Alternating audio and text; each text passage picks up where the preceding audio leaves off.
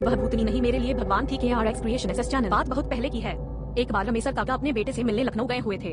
वे शाम को लगभग 4 बजे लखनऊ से ट्रेन पकड़कर मकरेड़ा के लिए रवाना हुए। मकरेड़ा पहुंचने में रात के करीब 10 बज गए। मकरेड़ा पहुंचने के बाद उन्होंने सोचा कि शायद इस समय टिकरहिया जाने के लिए कोई गाड़ी मिल जाए। टिकरहिया और मकरेड़ा के बीच मात्र 6-7 किमी की दूरी थी और इस रूट पर 1-2 पैसेंजर गाड़ियां दौड़ा करती थी।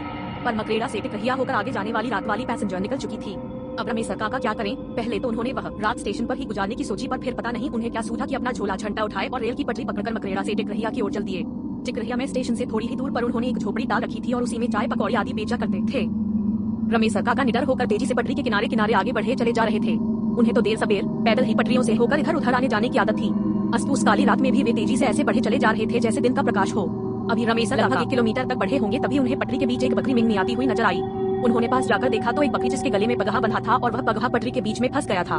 पहले तो रमेसर काका के दिमाग में यह बात आई कि आखिर इतनी रात को यह बकरी लाइन से होकर एक मालगाड़ी धीरे गति से आगे बढ़ रही थी। रमेसर काका उस बकरी के पगहे को निकालने में इतने मशगूल थे कि उन्हें आती हुई ना मालगाड़ी की सुध थी और ना ही उन्हें उसकी आवाज सुनाई दे रही थी। धीरे धीरे वह मालगाड़ी रमेसर काका के काफी करीब आ गई। अरे यहाँ कैसे आ गई, और अगर कोई लेकर आया था तो इसे छोड़कर क्यों चला गया? खैर, रमेसर काका ने और अपने दिमाग पर जोर न डालते हुए उस बकरी के फंसे पगहे को निकालने की कोशिश शुरू कर दी। पर पगहा इस तरह से फंसा हुआ था कि निकलने का नाम ही नहीं ले रहा था। इसी दौरान यह क्या अब जाकर रमेसर काका को मालगाड़ी का आभास हुआ और वे कूदकर पटरी पर से हटना चाहे, पर यह क्या वे ज्यों कूदकर भागना चाहे त्यों ही उस बकरी ने विकराल रूप पकड़ लिया। ऐसा लगता था कि बकरी के रूप में कोई दैत्य है। अब तो रमेसर काका थोड़ा डर भी गए और उस बकरी ने भागते रमेसर काका की धोती ही मुंह में दबाकर पटरी की ओर खींचने लगी। अब रमेसर काका एकदम से असहाय हो गए थे और पसीने से पूरी तरह भीग भी गए थे। अब वह मालगाड़ी और भी करीब आ गई थी। ऐसा लगता था कि अब उनका जीवन नहीं बचेगा। मौत एकदम से उनके सर पर खड़ी नजर आ रही थी। उनका धैर्य और बल भी जवाब देने लगे थे और वे न चाहते हुए भी पटरी की ओर खींचे चले जा रहे थे। अचानक कुछ ऐसा घटा जो रमेसर काका की समझ से परे था। अचानक एक 15-16 साल की सुंदर कन्या प्रकट हो गई और देखते ही देखते उसने उस बकरी के मुंह से रमेसर काका की धोती छुड़ाने लगी। अब तो वहाँ का दृश्य बहुत ही भयंकर हो गया था। रमेसर काका पूरी तरह से डरे सहमे थे, पर इस किशोरी के आने से उन्हें थोड़ी राहत मिली थी। अब मालगाड़ी लगभग 10 मीटर की दूरी पर आ गई थी। अब तो उस बकरी और उस किशोरी की लड़ाई और भी भयंकर हो गई थी। अचानक उस किशोरी ने बकरी के मुंह से धोती को छुड़ाने में सफल हुई और तेजी से रमेसर काका को धक्का दे दी। अब रमेसर काका पटरी से थोड़ी दूर जाकर गिर गए थे। वे गिरे गिरे अपने पास से मालगाड़ी को गुजरते हुए देख रहे थे और साथ ही यह भी कि पटरी पर अभी भी उस बकरी और किशोरी में भयंकर लड़ाई चल ही रही है।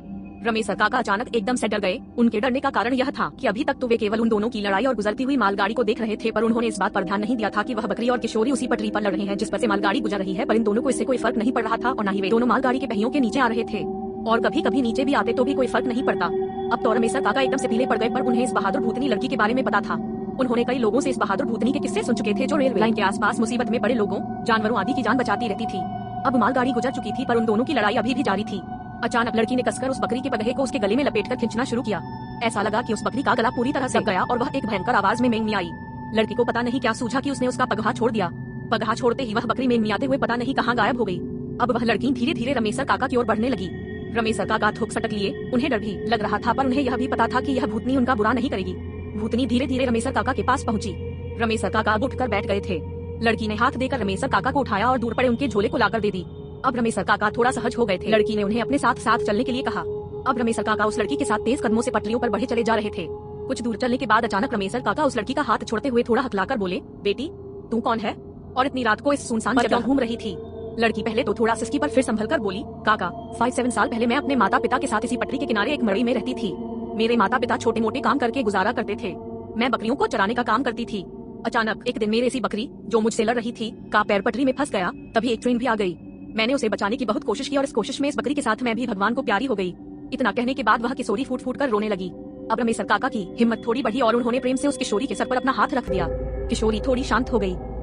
कुछ देर चुप्पी छाई रही। फिर रमेसर काका ने पूछा कि बेटी पर वह बकरी मुझे मारना क्यों चाहती थी? इस पर उस किशोरी ने कहा कि दरअसल उस बकरी को लगता है कि उसकी जान ड्राइवर ने ले ली थी और उसके बाद से वह हमेशा इंसान को मारने की कोशिश करती है, जबकि मैं उसे बार बार समझाने की कोशिश करती हूँ कि उसकी और मेरी मौत उस ड्राइवर की वजह से नहीं अपितु उसकी बकरी की गलती से हुई थी, पर वह किसी भी कीमत पर यह मानने को तैयार नहीं है। बातों ही बातों में रमेसर काका उस किशोरी के साथ टिकरहिया स्टेशन के पास पहुंच गए। लड़की ने कहा कि काका अब आप चले जाइए, मैं इसके आगे नहीं आ सकती।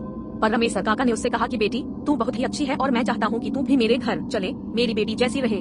काका की इन बातों को सुनकर वह किशोरी थोड़ी भावुक हुई, पर ऐसा नहीं हो सकता कहकर जाने लगी। रमेसर काका की माने तब वह किशोरी बराबर रमेसर काका को दिख जाती थी और कभी कभी उन दोनों में बातें भी होती थी। एक दिन रमेसर काका ने उसकी आत्मा की शांति के एक छोटा सा अनुष्ठान कराया और उसके बाद कहते हैं कि वह किशोरी कभी नहीं दिखी।